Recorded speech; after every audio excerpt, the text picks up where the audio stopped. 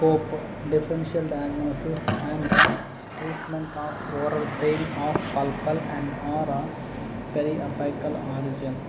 Long before the beginning of the 20th century, dental practitioners came to an agreement that the causes of pulpal injury are many and varied, and they were grouped as physical, chemical, and bacterial. Fish in 1932 indicated that just cutting the dentinal fibrils, as in a cavity preparation, caused some degeneration of the elements of the pulp. Further and more deleterious damage was identified as being due to excessive heat generation during cavity preparation or the polishing of a restoration. For completeness, even the potential for pressurized changes encountered at high altitudes was identified as a cause of pulpal problems in 1937.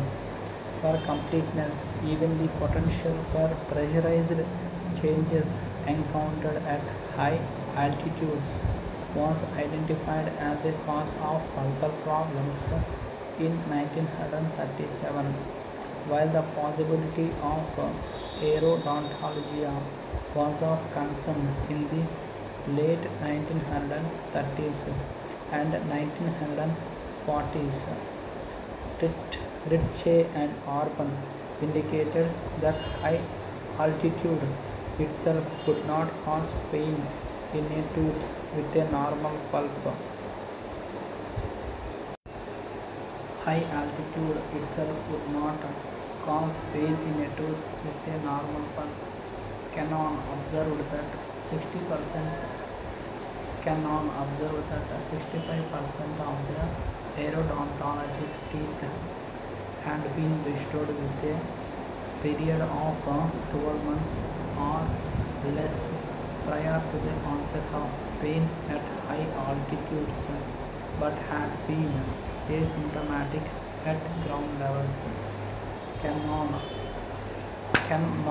observed that 65% of the aerodontologic teeth had been restored with a period of 12 months or less prior to the onset of pain at high altitudes, but had been asymptomatic at ground level.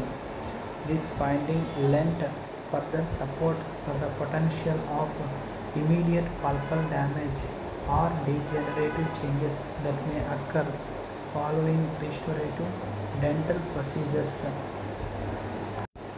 This finding lent further support for the potential of immediate pulpal damage or degenerative changes that may occur following restorative dental procedures.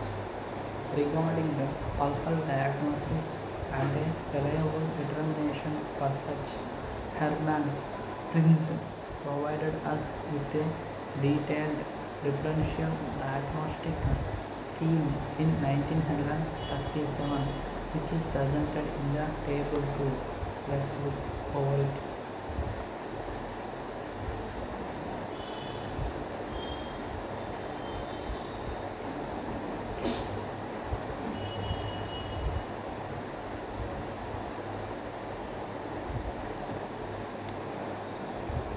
This is the table 2 showing the differential diagnosis of inflammatory diseases of the pulp.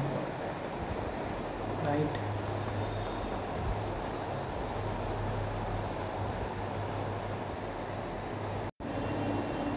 To determine the difference between pulpal and periapical pain, Hermann Prinz provided us with a detailed differential diagnostic scheme in 1937, say in table 2 as shown previously. To determine the difference between pulpal and periapical pain, codified pulp testing techniques in the 1800s. To make this type of determination, were almost non-existent. Codified pulp testing techniques in the 1980s to make this type of determination were almost non-existent. In the early 1900s, the following tests were considered essential, as was a documented record of such, including an adamant dictate that including an adamant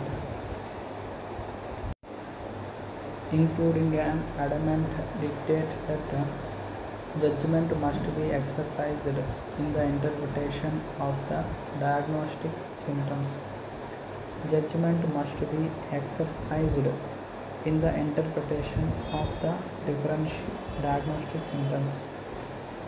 Judgment must be exercised in the interpretation of the diagnostic symptoms. Röntgenograms, in particular bite wings for children's and young adults' teeth, transillumination, noting the color changes between a tooth with a vital pulp and non-vital pulp, in addition to the labial and lingual soft tissues. Thermal vitality tests, that is, use of ice or hot water. Electric pulp tester. The stalwart was the Burton pulp vitalometer. The stalwart was the Burton pulp vitalometer. You can see in the figure 3, followed by percussion, palpation, followed by mobility additional tests added by Grossman. Test cavity additional tests added by Grossman. Anesthetic test additional tests added by Grossman. This is the figure 3, Burton vitalometer with attachments for determining the vitality of the pulp and transilluminator for further diagnostic use. See, you have this power governor, spectrostat, regular mirror, retractor mirror, contra-angled transvisualizer and straight transvisualizer with round mirror retractor. We have horizontal electrode, vertical electrode and charted vitalometer.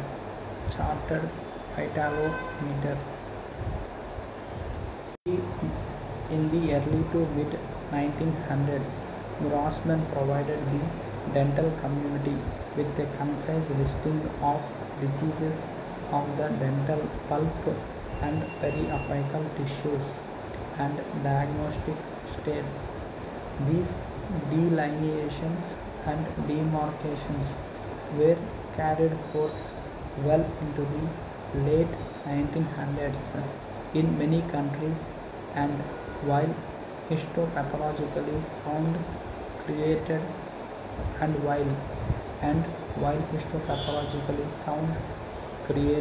confusion from a clinical diagnostic standpoint, and while histopathologically sound created confusion from a clinical diagnostic standpoint.